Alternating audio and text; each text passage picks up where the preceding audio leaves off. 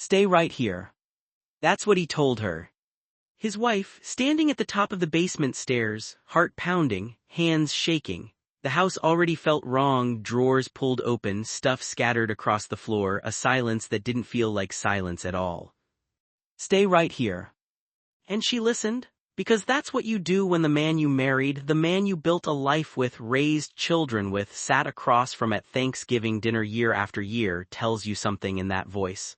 The voice that says, I've got this, trust me. So she stayed. And he walked down those stairs alone.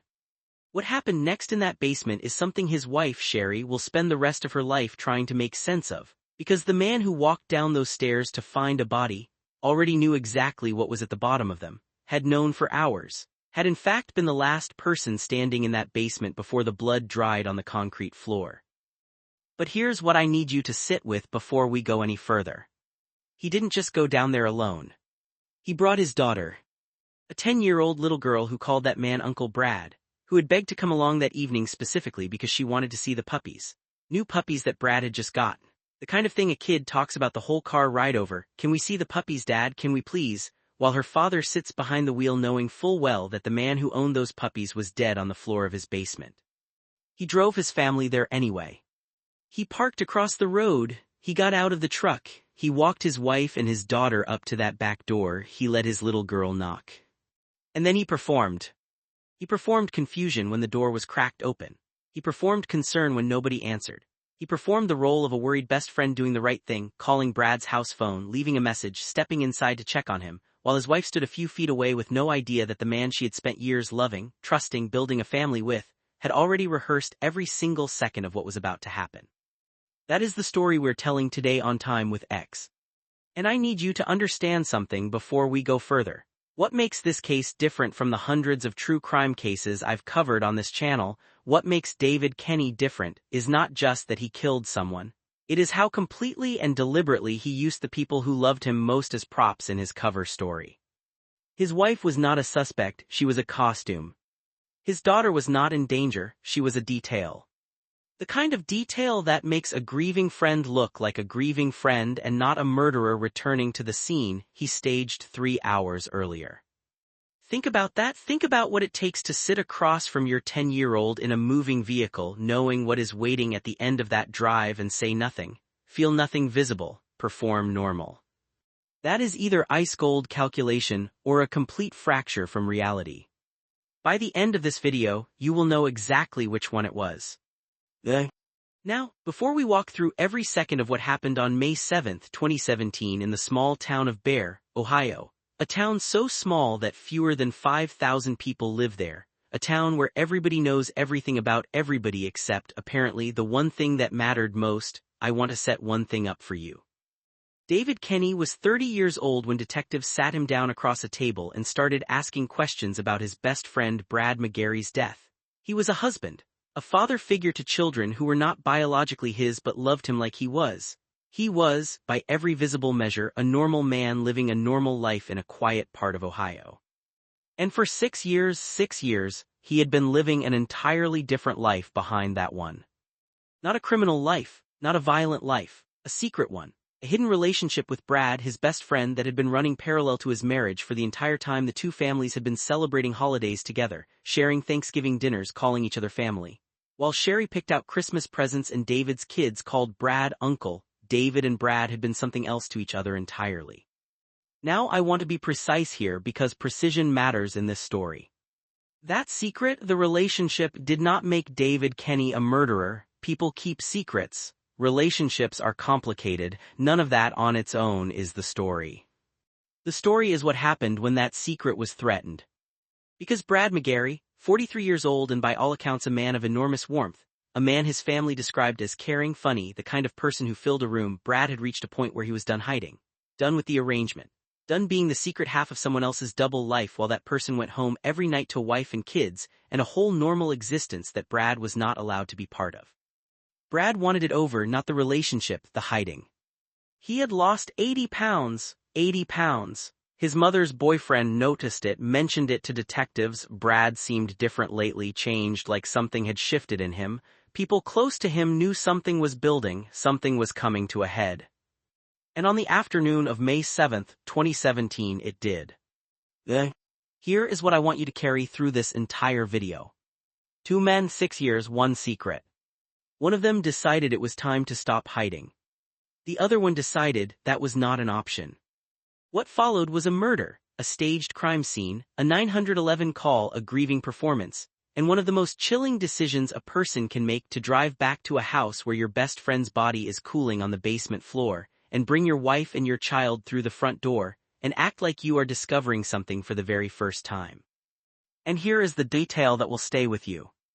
When detectives finally confronted David Kenny, after the GPS data, after the phone records, after the surveillance footage, after 4 different versions of his story collapsed one by one of the questions they asked him was simple. Why did you bring them back there? Because if David truly believed, as he had been claiming, that an unknown gunman had shot Brad McGary inside that house just hours earlier and then fled, if he genuinely thought a killer had been standing in that basement at 3 o'clock in the afternoon, why in the name of anything would he bring his family back into that house at 6? Why would he let his daughter knock on the door? Why would he walk his wife through the kitchen? Why would he go back down into that basement at all? There is only one answer, and the detectives knew it before they even asked the question. He brought them because he needed witnesses to his discovery. He brought them because a man who shows up alone to find a body is suspicious. He brought them because a devastated husband and father of 2, arriving with his whole family to return a borrowed weed trimmer and stumbling accidentally upon a nightmare, that man looks innocent. He used them. All 3 of them, his wife, his daughter, and Brad, one final time as the centerpiece of a story that David Kenny wrote himself and intended to walk away from clean. He almost did. This is the story of how he didn't. Stay with me, because what happens inside that interrogation room over the next several hours is one of the most extraordinary dismantlings of a lie I have ever seen captured on tape. And the moment it fully unravels, the exact second David Kenny realizes that every prop he used, every performance he gave, every version of the story he told has been accounted for, GPS timestamped and stacked against him, that moment is coming. Don't go anywhere. Before we walk into that interrogation room, before we watch this man try to outrun the truth in real time, you need to know who these people actually were. Because true crime has a tendency to reduce people to their worst moments. The victim becomes the body on the floor, the suspect becomes the mug shot on the screen. I refuse to do that on this channel. These were real people, and understanding who they were is the only way to understand why any of this happened. Everyone who knew Brad McGary will tell you the same thing within 30 seconds of talking about him. He was the kind of person who made a room feel different, warmer, louder in the best possible way. He was funny, genuinely funny, not the kind of person who laughs at his own jokes but the kind who makes everyone else laugh before they even see the punchline coming. He had a big heart and he did not hide it. He would give you his last $20 and find a way to make it feel like he was the one doing the favor. He was 43, lived alone, and had built a quiet, comfortable life in a part of Ohio where quiet and comfortable were the whole point. He had his routines, his gym membership, his circle of people, his family, and he fit into his community the way people who have lived in small towns their whole lives tend to fit, like furniture that belongs in a particular room. You stop noticing it until it isn't there anymore. He had also, in the months leading up to his death, changed, visibly, unmistakably, and in ways that the people closest to him noticed and quietly worried about. He had lost 80 pounds. 80. That is not a diet, that is a transformation. And transformations, especially in men who have spent years keeping pieces of themselves hidden, often mean that something inside has finally decided to come to the surface. Brad's mother's boyfriend told investigators that Brad just seemed different, that he had been pulling back from certain people. Or maybe leaning into himself in a way he hadn't before. He seemed to be arriving somewhere. The people who loved him could feel it even if they couldn't name it. What they didn't know, what almost nobody in Brad's life knew, was what he was arriving toward. He wanted to stop hiding. He had been the invisible half of something real for 6 years and he had decided that was enough. He was 43 years old. He had lost 80 pounds. He had done the work of becoming someone who could finally walk into his own life and stand there without apology. He deserved that. By every measure, he deserved that. If you had passed David Kenny on the street on May 6, 2017, the day before all of this, here is what you would have seen. A young man in his early 30s, the kind of person who takes up space in a room in a friendly way. He was someone's husband, someone's father figure, the kind of guy who shows up to Thanksgiving, who makes the kids laugh, who hauls a weed trimmer across town because a friend needed help, and that's just what you do. He had been with Sherry for years. She was his wife not in a ceremonial, distant sense but in the daily, lived-in sense that makes a marriage real. She cooked, he drove. They raised two girls who were not biologically David's but who he had claimed completely, the way some people claim things that were not given to them because they want them more than anything else. He was dad, he was husband, he was the steady, reliable center of a small-town family life. He had met Brad 8 years earlier through coal mining classes. They had become close quickly, the kind of fast friendship that happens when two people recognize something in each other before they have the language to name it. Within a year their families were intertwined. Brad became Uncle Brad. David and Sherry celebrated holidays at Brad's house. Brad was at theirs. They were, in the eyes of everyone around them, best friends, family. And behind all of that, behind the Thanksgivings and the truck rides and the borrowed tools and the joint family gatherings, for 6 years they had been something else. David had 2 lives, and he had maintained them both with a level of discipline that, in retrospect, is as disturbing as anything else in this case. Not because the relationship itself was wrong, it wasn't, but because of what that discipline required. It required lying every single day to the people he claimed to love most. It required treating Brad as a secret rather than a person. It required building an entire architecture of deception so elaborate and so durable that even the people closest to David, his wife, his family, had no idea it existed. 6 years, not 6 months, not a year. 6 years of holidays and dinners and road trips and conversations and every ordinary and extraordinary moment of 2 lives unfolding simultaneously, each one kept sealed away from the other. That is not a mistake, that is a structure, and structures when threatened get defended. Bear, Ohio is the kind of place that people from big cities drive through without stopping.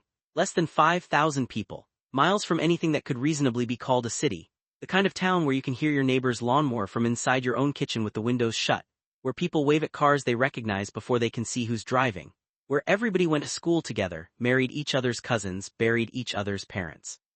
In a town like Bear, secrets are not simply private, they are infrastructure. The whole social architecture of a small community depends on certain things remaining unsaid. People know more than they let on, but there is an unspoken agreement: you keep mine and I'll keep yours. You don't pull on a thread you can see because you don't want anyone pulling on yours. This is exactly the ecosystem that allowed David Kenny's double life to survive for as long as it did. Not because people were blind, but because looking directly at something requires you to respond to it. And in a town of 5,000 people where everyone is someone's neighbor, someone's cousin, someone's former classmate, the cost of that response feels too high. But secrets kept in small towns don't disappear, they compress, and compressed things eventually explode. May 7, 2017, the last ordinary afternoon. Brad McGary had spent the previous evening at a wedding. He had been there with family, present and happy in the way people sometimes are when they are on the edge of a life change they have decided they are finally ready to make. He drove home the next morning, his BMW loaded with the clothes and belongings he had packed for the overnight trip. Suitcase in the trunk, bags on the passenger seat. The kind of car full of stuff that says, someone who just got back from being somewhere. At 1:30 in the afternoon, Brad called David. The call was light, logistical. Brad told David he was still at his mother's house and would be heading home shortly, no later than 2 o'clock. He had plans that afternoon. He and David were supposed to meet up. And according to the people Brad had spent the previous day with, his cousin, other family members, Brad had been talking about that meeting. Not with dread, not with anxiety. With anticipation. Because Brad was ready, he had decided. He was going to tell David that the arrangement was ending, not the relationship but the secrecy. He was going to tell the man he had loved for 6 years that he was done being invisible, that David needed to make a choice, that he could no longer exist only in the spaces between the life David had decided to publicly live. Brad had even told his cousin he was going to take a nap with someone that afternoon. Said with a knowing look and a small laugh that his family recognized as Brad, the warmth, the lightness, the way he found joy in the private textures of his own life even when that life was still mostly hidden. He was in good spirits, he was ready. He was 43 years old and he had done the work and he was finally, after 6 years, ready to arrive. He drove home from his mother's house, pulled into his driveway in Bear, and walked toward the front door with no reason in the world to believe that the afternoon would end any way other than the way he had planned it. He had no idea that David was already there.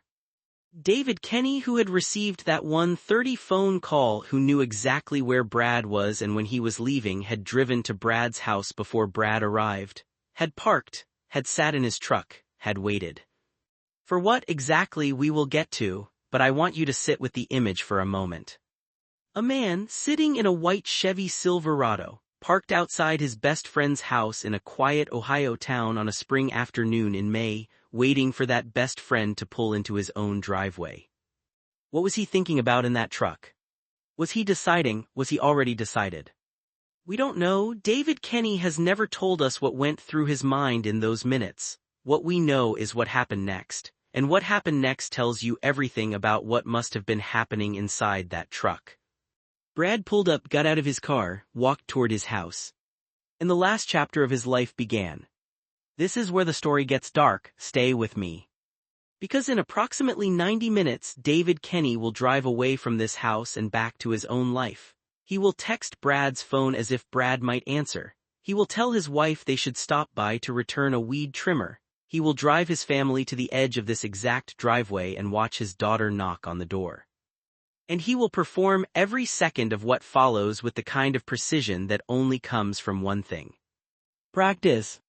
The first thing investigators did when David Kenny arrived at the scene that evening was treat him like a victim. That matters because it shaped everything that followed. Here was a visibly distressed man, shaking, emotional, who had just walked into a nightmare scenario with his own family in tow. His wife had called 911. His daughter had been standing at the door when it all unfolded. By every surface measure, David Kenny looked exactly like what he was claiming to be, a devastated best friend who had stumbled into the worst evening of his life. So they talked to him gently, carefully, the way you talk to someone who is grieving rather than someone who is guilty. And David Kenny, calm enough beneath the performance to recognize exactly what that tone meant, leaned into it completely. This is his story, the first version, the one he told before the walls started closing in. He and his family had come by to return a weed trimmer. Simple, mundane, the kind of thing neighbors and close friends do without thinking twice. They had pulled up across the road in his white Chevy Silverado, gotten out, walked together toward the back door. His youngest daughter, 10 years old, had gone up ahead to knock because she was excited about the puppies. She had noticed the back door was slightly ajar, not wide open, not locked, but cracked, propped, almost, the way you might leave a door if you were expecting someone. David said he called Brad's house phone, let it ring, left a message, "Hey, we're here, your door's open, come let us in," no answer. So he went in, because that's what you do when your best friend's door is open and nobody answers, you go in. Inside, something felt wrong immediately. Drawers had been pulled open in the kitchen, stuff on the floor. The kind of disorder that doesn't look like someone's having a casual afternoon, it looks like someone has been through the place looking for something. David said he moved through the house, checked the bedroom, looked in the dining room, called Brad's name. Then he went down the basement stairs. I walked around the corner, saw him laying on the ground. He yelled for his wife to call 911. She ran down the stairs, phone already out, already speaking to a dispatcher. David stood over his best friend's body screaming, "What do I do? What do I do? Somebody tell me what to do." That was the story, clean, linear, emotionally consistent, the story of a man who came to return a weed trimmer and found a horror. Now let me tell you what investigators were already noticing while David was telling it. The scene had the appearance of a robbery. Pulled drawers, scattered items, the visual language of someone tearing through a home looking for valuables. First glance it reads as a break-in gone wrong. Happens, tragic, but it happens. Except, Brad McGary had expensive antique furniture in that house. He had collectible artwork on the walls. He had cash, actual physical cash, sitting in visible places around the home. None of it was touched. None of it was missing. Not a single item of obvious, easily portable value had been taken. A real robbery takes the cash, takes the art, takes the antiques if they can be moved. A staged robbery takes nothing because the person staging it isn't there to steal, they're there to create a visual impression. They pull open drawers, they scatter things, they create the look of disorder without actually removing anything because removing things is a complication they don't need. There was also no sign of forced entry anywhere on the property. No broken window, no kicked door, no scratched lock. Whoever had come through that door had either been let in or had a key. And in a small Ohio town where Brad McGary had lived for years, the number of people with access to that house was not large. Detectives noted all of this, filed it away, and continued talking to the grieving best friend who was standing outside performing devastation in a parking lot. Within 48 hours, David Kenny was brought in for a formal sit-down, not under arrest. Investigators were careful about that. You were there when it happened, we need your help, you're important to this investigation. Come in, talk to us, help us figure out what happened to your friend. David came in. Of course he came in. Refusing to come in is suspicious. Coming in and cooperating is what innocent people do, and David Kenny needed above everything else to look like an innocent person. The first stretch of that interrogation is almost remarkable in how ordinary it feels. The detective, patient, warm, self-deprecating, walks David through the timeline in a way that feels more like a conversation than an interview. He apologizes for having to ask the same questions again. He explains that David might need to tell the story multiple times because that's just the process. He makes David feel safe. And David responds to safety the way liars always do. He elaborates. He describes the parking spot across from the house. He describes getting out of the truck. He describes his daughter running ahead. He adds detail after detail, each one chosen, consciously or not, to reinforce the narrative of a man arriving at a familiar place with his family and stumbling into something he never expected. The detective listens, nods, takes notes, asks gentle follow-up questions about the layout of the house, the position of the body, what David's wife did when she came downstairs. Standard procedural questions that feel like housekeeping but are actually building a map, a detailed, time-stamped, spatially precise map of exactly what David is claiming happened and when.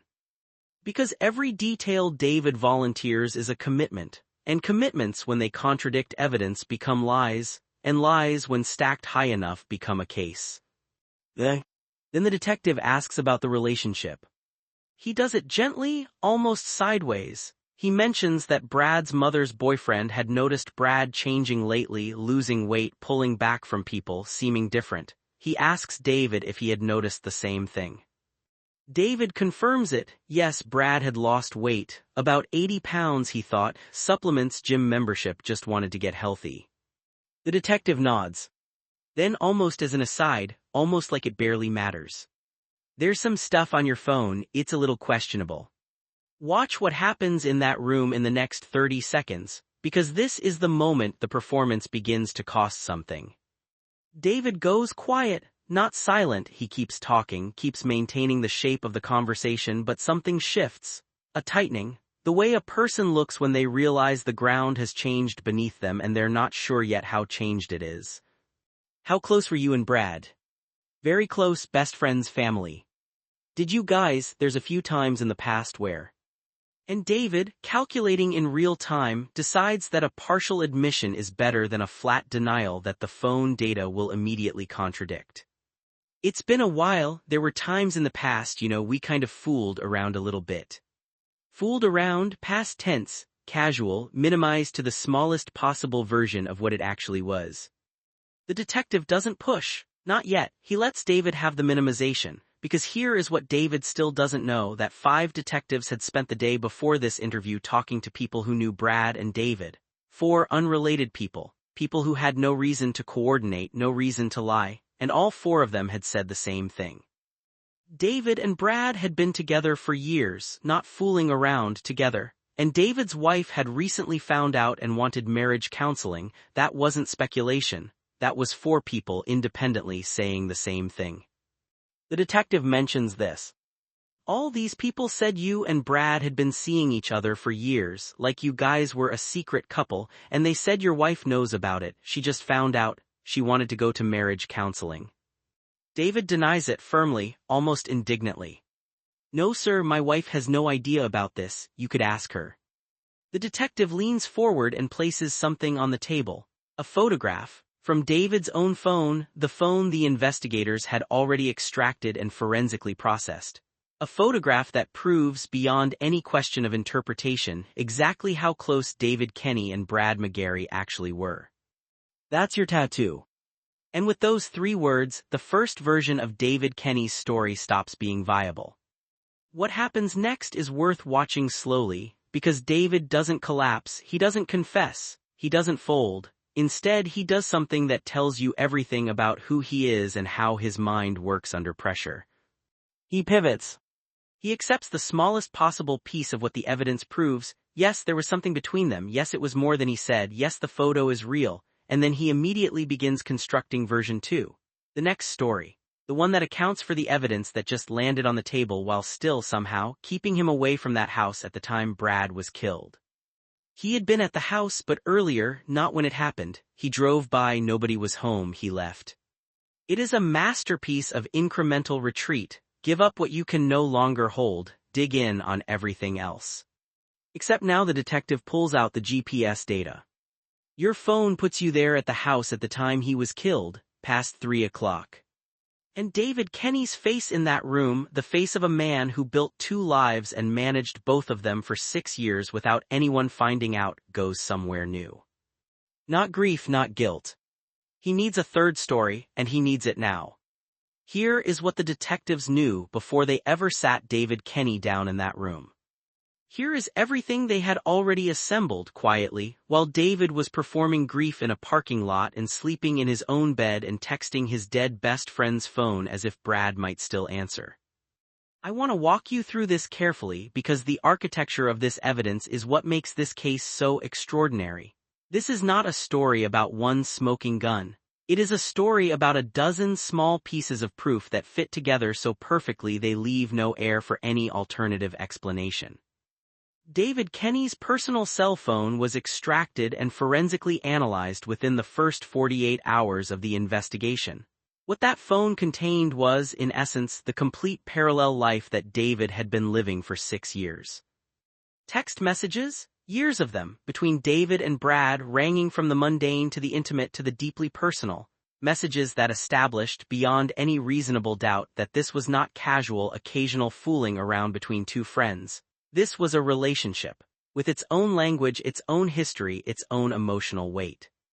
There were photographs. We do not need to describe them in detail. The relevant fact is that they existed, that they were on David's phone, and that when the detective placed one of them on the table in that interrogation room, David Kenny could not deny it was him, because the tattoo visible in the photograph was his. There were also deleted items, messages David had erased, photographs he had removed. Forensic extraction does not care about your delete button. The data was still there, recoverable, readable, waiting.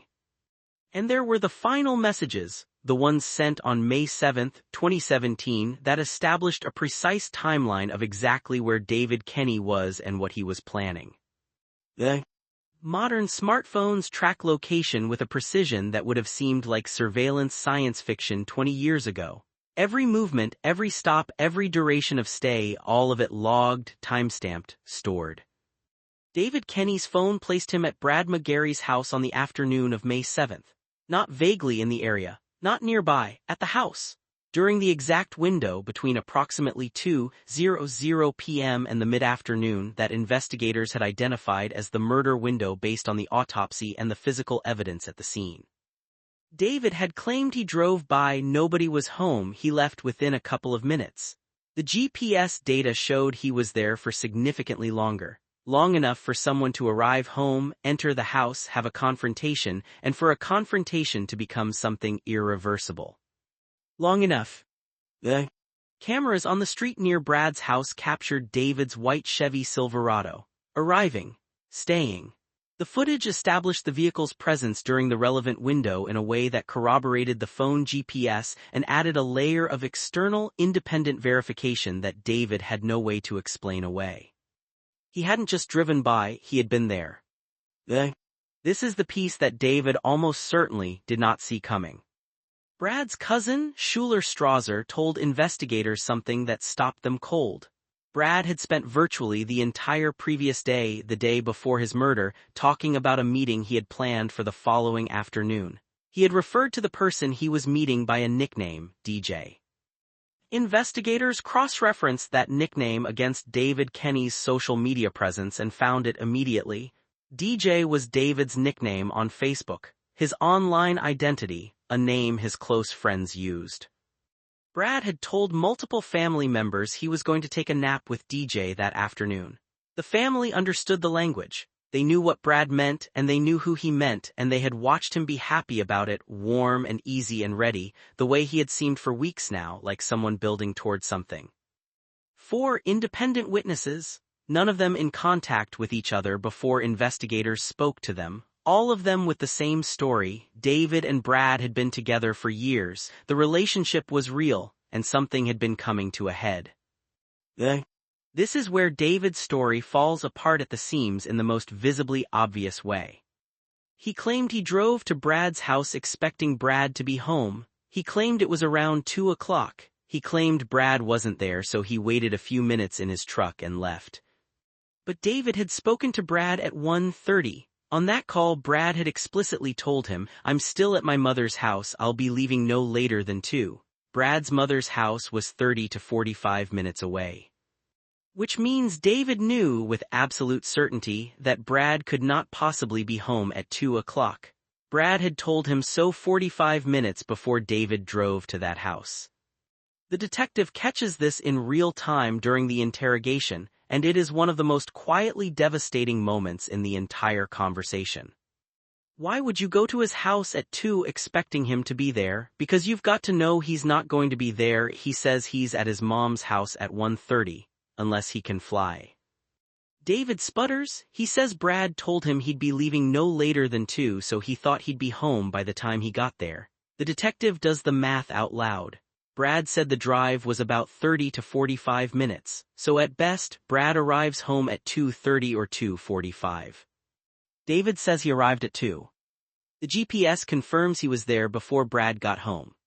He wasn't waiting for Brad to arrive, he was waiting for Brad to arrive. Those two sentences sound the same, but they mean completely different things. In one version, David shows up early and waits patiently for his friend. In the other version, David shows up early because he needs to be there before Brad walks through that door. He needs the element of control that comes from being inside someone else's space before they get there. Investigators with experience in homicide can tell the difference between a genuine robbery and a staged one. Not always immediately, not always from a single detail, but over the course of a full scene analysis, the staging tells its own story. The pulled drawers, the scattered items, the visual chaos that was meant to read as desperation, someone tearing through the house looking for valuables, all of it fell apart when you cataloged what was actually missing. Nothing. The cash was still there, the antiques were still there, the artwork was still there. A real robbery does not leave the cash and take nothing. A staged robbery creates the visual of a robbery without the inconvenience of actually having to fence stolen goods or explain their absence. And the lack of forced entry, no broken windows, no damaged locks, no sign that anyone had gotten into that house who was not already known to it, pointed directly at someone Brad had let in willingly, or someone who already knew how to get inside. I have saved this for last because it is the piece of evidence that is not forensic and not electronic and not physical, but is, to me, the most psychologically damning thing in the entire case. David Kenny killed Brad McGary in the afternoon. He staged the scene. He drove away. He texted Brad's phone. He then organized an evening family outing to Brad's house and brought his wife and daughter to the door. That is not the behavior of a man in shock. That is not the behavior of a man acting on instinct or panic. That is planning. That is the continuation of a plan that began before Brad's car pulled into the driveway. Because here is what the return accomplished. It gave David a reason to have been at the scene. It gave him witnesses, his own wife, his own daughter, who could truthfully testify that they had been there together. It gave him an emotional alibi, the kind that money cannot buy and lawyers cannot manufacture. The image of a father and husband and family man who, in the middle of an ordinary evening, discovered an ordinary nightmare. You do not improvise that, you design it. And here is the detail that broke the detectives' hearts a little, even as they were building the case. His daughter knocked on the door. She was 10, she was excited about the puppies. She had no idea that the man who drove her there had put her at the door of a house where her uncle Brad was lying dead in the basement. She knocked. And her father stood at the bottom of the steps and watched and performed surprise and walked her and her mother through a house he had already been through once that day. That is the evidence, all of it stacked, all of it pointing in one direction. Now watch what happens when it all lands on the table in front of David Kenny. There is a specific moment in almost every interrogation where the room changes, where it stops being a conversation and starts being something else. where the detective stops being a guide and becomes a wall, and the suspect, who has spent the whole interview walking toward that wall believing there was a door somewhere in it, finally realizes there is no door. For David Kenny, that moment comes when the detective puts the photograph on the table. Up until that point, David has been performing well. Not perfectly, the timeline inconsistency about arriving at 2 when he knew Brad couldn't be home until 2:30 is already a crack in the foundation, but well enough to maintain the shape of his story. He is emotional. He is cooperative. He's the grieving best friend who also happens to have a complicated history with the deceased, which he's now being forced to acknowledge, which is painful, which is obviously why he kept it private. It is a coherent performance, and David Kenny is good at those. But the photograph changes the math. Because the photograph is not ambiguous, it does not suggest a complicated friendship. It does not leave room for the "we fooled around a little bit" framing that David has been using to shrink the relationship to something manageable. The photograph is what it is. And David's tattoo is visible in it. That's your tattoo, who you doing that to? David tries to navigate. He says there are pictures on his phone implying others put them there or that he didn't take them. The detective cuts through it immediately. It's on your phone, that's your tattoo. The denial dies before it finishes forming. And then the detective says something that changes the entire temperature of the room. I sent out 5 detectives today. Everybody they talked to, 4 different people, unrelated, they all said you and Brad had been seeing each other for years, like you were a secret couple, and they said your wife knows, she just found out, she wanted marriage counseling. 4 people, independent, uncoordinated. The structure that David Kenny has spent 6 years building, the careful separation of his 2 lives, the management of information, the control over who knows what and how much, collapses in about 30 seconds. He denies the wife knowing, he denies the counseling, he tries to insist that Sherry had no idea. The detective lets that sit for a moment. Then he puts the GPS data on the table. Your phone puts you there at the house at the time he got killed, past 3 o'clock. This is the moment. Watch David's response carefully because it is not what you might expect. He does not confess, he does not shut down, he does not ask for a lawyer. He panics, genuinely, visibly panics, and then almost immediately begins calculating again. The panic and the calculation happening simultaneously, like 2 programs running at the same time on the same processor. You can see it on his face. You can hear it in how his voice breaks and then steadies and then breaks again. Oh my God, I know how this looks, I've known the man 8 years. The detective presses. You were there when he was killed, we know exactly when he was killed, you were there. No sir, I was not at his house when that man was murdered, I swear to God. He says it twice, 3 times. With the kind of vehemence that sounds like conviction until you realize that vehemence is one of the easiest emotions to perform, especially under pressure, especially when you have been performing for 6 years and your whole survival depends on being believed.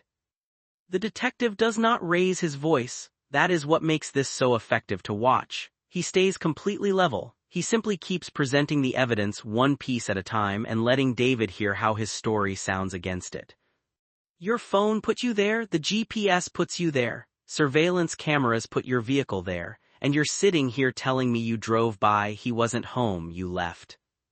David shifts, he concedes a little more ground, he was there yes, but earlier, he parked, he sat in his truck, he was on his phone, maybe on Facebook, he was just waiting to see if Brad would come home, he wasn't inside, he wasn't anywhere near the basement.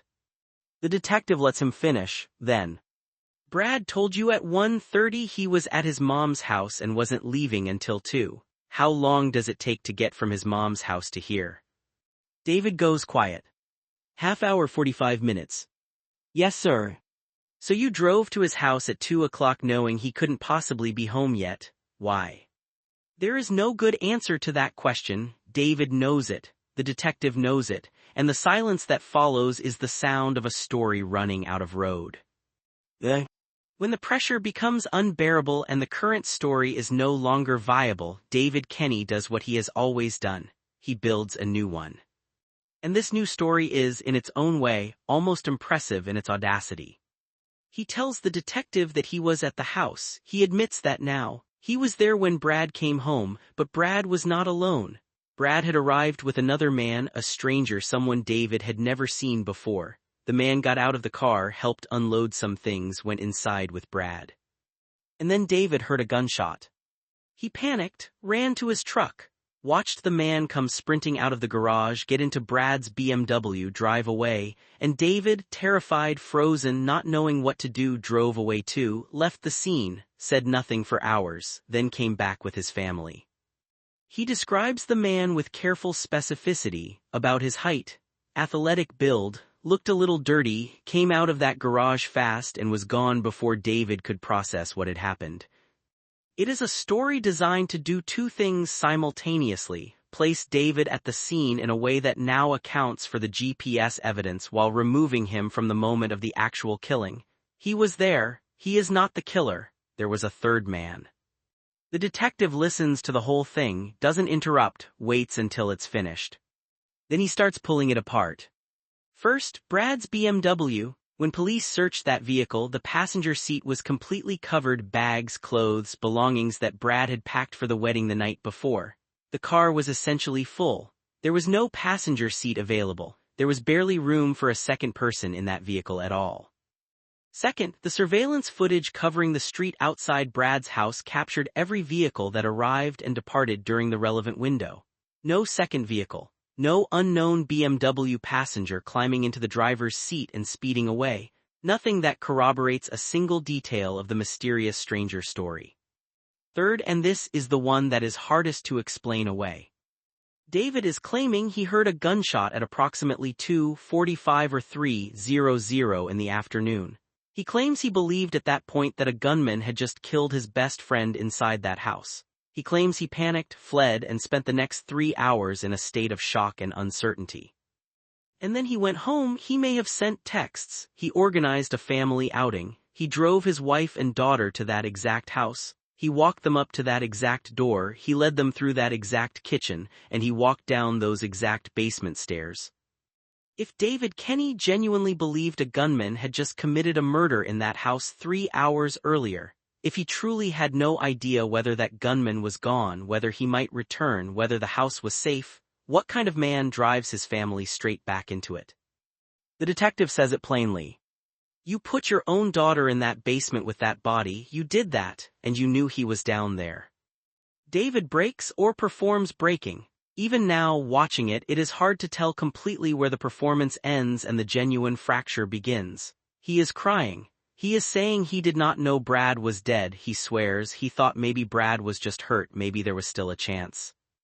The detective cuts through it. You came back a couple hours later and texted the dead man wanting to know where he was at. How does that work, David? The room goes quiet. David has nowhere left to go with the mysterious stranger. The evidence does not support a passenger in that car. The surveillance does not show a second vehicle. And the behavior, coming back with the family, leading them through the house, is inexplicable if he truly believed a killer had just been there. The detective leans forward. Tell me what happened, drop all this and just let it out. You brought your own family into this. Brad's family deserves the truth, your wife deserves it, your kids deserve it. Tell me what happened. And David Kenny, after hours of lies and pivots and constructed stories, begins to tell a fourth version. This one is closer to the truth. But only closer. The fourth story begins with something that is probably true. And it ends with something that almost certainly is not. That is the pattern of a partial confession, and David Kenny's final account in that interrogation room is one of the most carefully constructed partial confessions I have ever seen. He gives just enough truth to seem credible. He wraps it in just enough self-defense to seem sympathetic. And he edits out the pieces that would take him from defendant to convicted murderer. Let me walk you through it, and then let me show you why the forensic evidence makes it impossible. He was supposed to meet Brad that afternoon. They had arranged it. Brad was coming home from his mother's house. David would be there and they would talk, just the two of them. The topic of the conversation was the end of the arrangement. David had decided, genuinely decided, he says, that it was over. He was going to tell Brad that he was done, that he was committed to his wife, committed to his family, and that what he and Brad had been to each other for 6 years needed to stop. Brad did not take it well. The conversation became an argument. The argument became heated. Brad had been building toward this moment, the weight loss, the transformation, the readiness, and now the person he had been building toward was standing in front of him saying, "I choose them, not you, them." Brad hit him, slapped him around, David says, not a fight, not a back and forth, but a one-sided physical release of years of pain and frustration coming out in the worst possible way. He flipped out, he slapped me around a little bit, he said, "If you end all of this now, then I'm done with you forever." He told me I needed to leave my wife. And then David says Brad produced a small pistol, a Derringer, a small old .22 that he had picked up from someone years ago that he had kept around the house. Brad was waving it, not pointing it directly, not making a clear, deliberate threat, but waving it in David's direction while he screamed about the relationship and the years David had spent stringing him along and the choice he needed to make. David grabbed the gun, he says it happened fast, instinctively. He reached for it and Brad let go and now David had it and Brad was still coming at him. He shot him. I felt threatened, he pulled his gun out, he was laying it in my face. Once he says he shot Brad once. Brad went down. David panicked. He describes everything after in the language of shock. He didn't know what to do, he pulled the drawers open without thinking, he was spiraling, he ran. He couldn't call the police because he couldn't explain what had just happened. He couldn't explain the relationship, couldn't explain being there, couldn't explain any of it without losing everything. So he drove away, tried to think, eventually went home, eventually came back with his family and walked into it like he was seeing it for the first time. It is, as a story, almost believable. It has a logic to it. Two people in a volatile situation, a weapon produced by the victim, a panicked response in a moment of fear. People have walked out of courtrooms on less. Now let me show you why the evidence makes it impossible. The shot count. David says he shot Brad once. The autopsy found 2 gunshot wounds. When the detective mentions this, David changes his account. He now remembers there was a second shot. He freaked out, he says. He shot again, he barely remembers it. That is a significant revision. You do not forget whether you shot someone once or twice. The number of times you pulled a trigger in a room where someone was dying is not a detail that slips your memory. That revision, from once to twice, is not a correction. It is an adjustment made in real time to match evidence the suspect just learned about. David's self-defense account requires Brad to be facing him. He is describing a confrontation, Brad in his face, Brad waving the gun, Brad coming at him. In a self-defense scenario where you grab a gun from someone and shoot them in a moment of fear, the person you shoot is in front of you. Brad McGary was shot in the back. Both wounds entered from behind, not from the front, not from the side, from behind.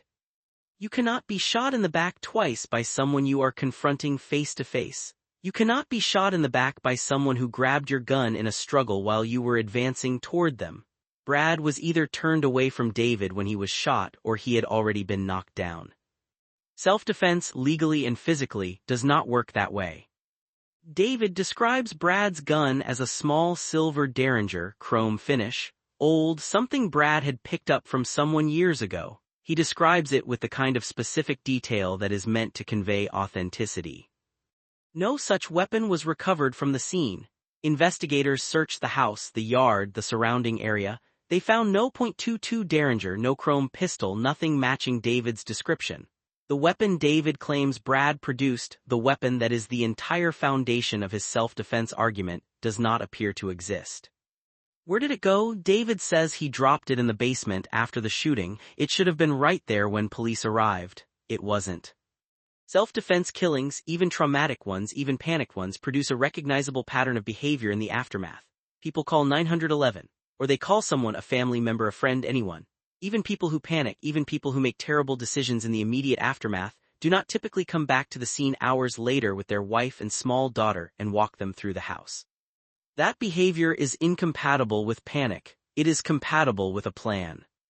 And the staged scene, the pulled drawers, the scattered items, the robbery setup is not something you do in a panic. It is something you do when you are thinking, when you are constructing a story.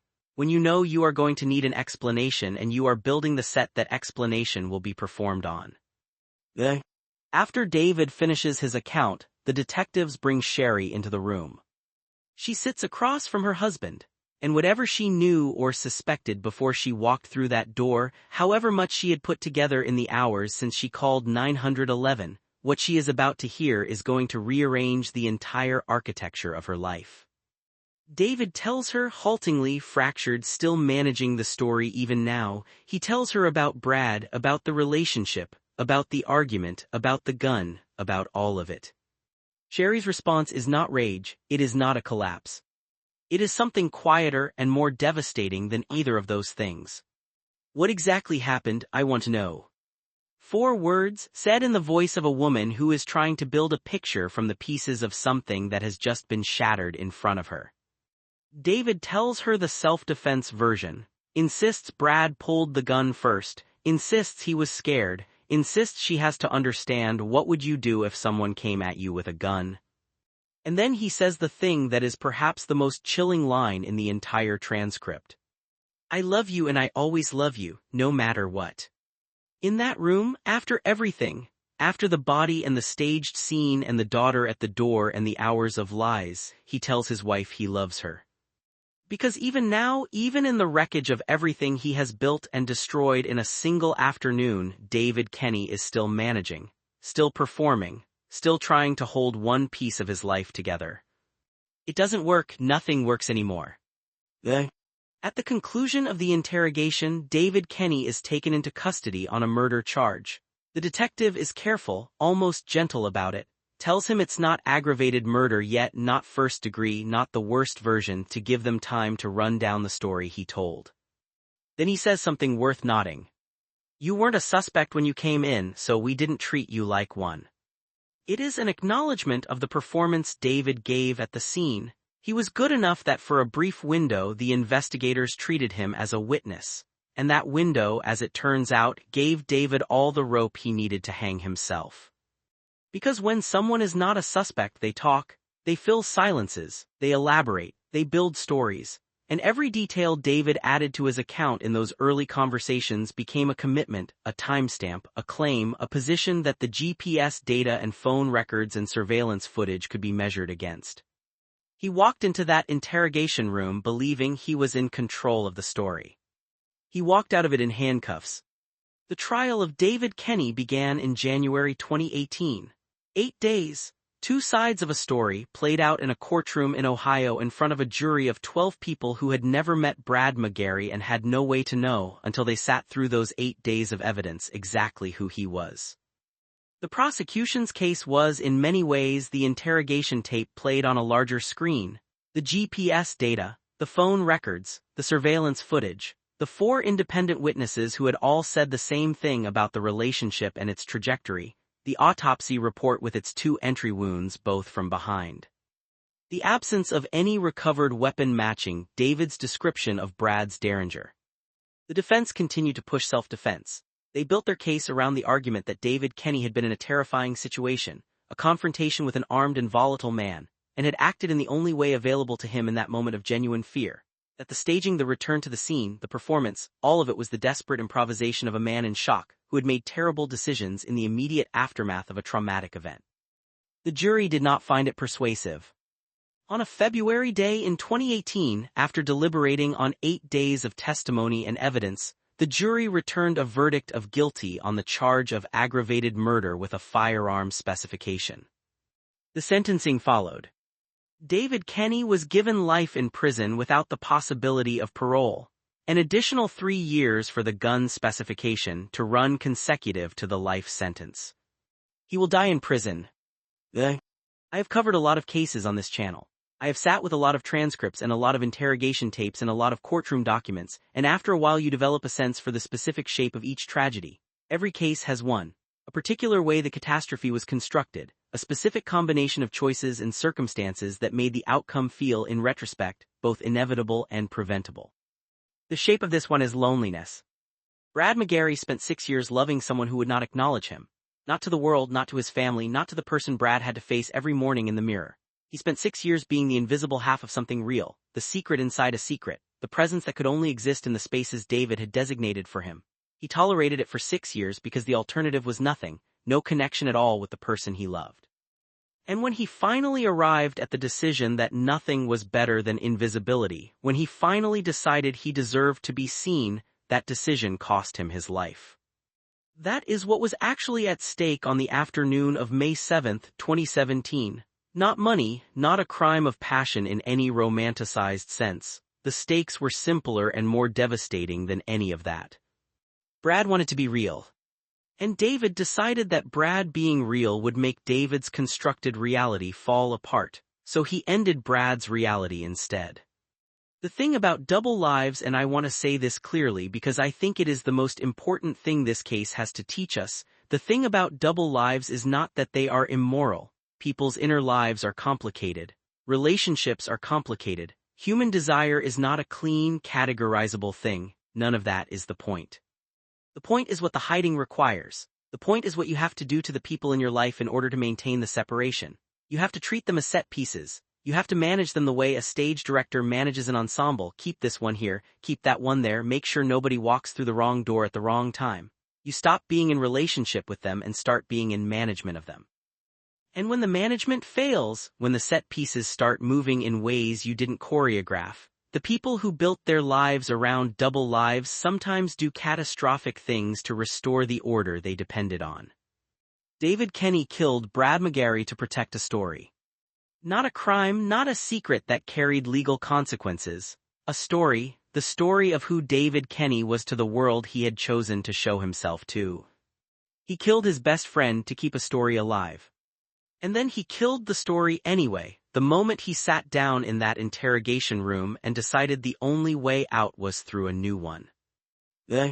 His family described him as a man who had a rare kind of warmth, who made people feel seen, who had spent years developing the courage to finally live openly and fully, losing 80 pounds, transforming himself, building toward a life where he didn't have to hide the most significant relationship he had. He was 43 years old, he had done the work, he was ready. He deserved to arrive. Our thoughts always with everyone who loved Brad McGary. May he be remembered for the warmth he brought to the people fortunate enough to know him, and not only for the way his story ended. If you are still here, and the fact that you are tells me something about you, then you just spent the better part of an hour with one of the most layered and unsettling cases I have ever put together for this channel. I want to ask you something before you go, and it is not the subscribe button that comes, but first. What was the moment for you? The moment in this story where the floor dropped out? Was it the daughter knocking on the door? Was it the GPS timestamp? Was it the direction of the gunshot wounds? Was it Brad losing 80 pounds and finally deciding he was ready to be seen, only to be killed for it? I ask because the comment section on this channel has always been one of the most thoughtful communities I have seen in this space. People who actually engage with these cases as the human tragedies they are, not just as content, and I read every comment, everyone. Tell me your moment, tell me what stayed with you. This is Time with X, and I will see you in the next one.